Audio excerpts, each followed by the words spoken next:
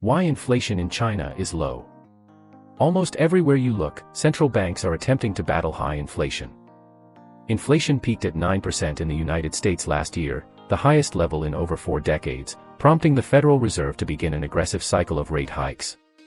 In Britain, inflation remains at over 10% and has increased in recent months, despite the Bank of England raising rates to try and bring prices under control. The Eurozone has had more success in taming inflation, which has now dropped to 6.9%, but prices are still elevated. There is one major exception: China. Beijing has kept interest rates low compared to other major economies, but the near-zero inflation highlights challenges faced by policymakers as they try to stimulate the economy. Large state-owned enterprises enjoyed loan rates lower than 1.8%, but many private firms had to pay nearly 9%, he said on the sidelines of the Lujiazui Forum in Shanghai. The country's Producer Price Index, PPI, which measures prices paid by wholesalers, dropped a bigger-than-expected 4.6% in May, from a 3.6% decline in April, and the biggest drop since 2016. Exports sank in May for the first time since February. Uncertainty over the economy means Chinese households continue to stash money into savings rather than going out to spend, and companies remain wary of making new investments. That's raising the specter of a tailspin of falling prices and wages from which the economy may struggle to recover. Although GDP expanded 4.5% in the first quarter, that growth largely reflected the impact of pent-up demand among shoppers following 3 years of pandemic restrictions, Young added.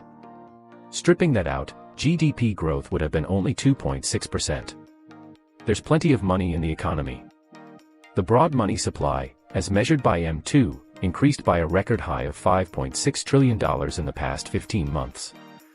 And the PBOC has been trying to encourage people to spend by boosting banking liquidity via multiple policy tools, such as open market operations and lowering reserve requirement ratios. But consumers appear to have barely reacted. Instead of spending money, people are hoarding cash at a record rate. Much of the new bank lending has gone to local governments, which were used to repay their high levels of debt, according to analysts. The unusual combination of price declines and unprecedented money supply in the economy has fueled talk of deflation.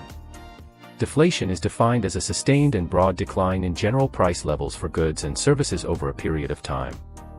The problem plagued Japan's stagnant economy for 2 decades, and its officials have only recently succeeded in starting to reverse the trend. Chinese households are heavily in debt and have no ability or willingness to spend. Local governments, whose finances have been decimated by a combination of the real estate crash and the pandemic, are also acting like zombies because of their debt woes.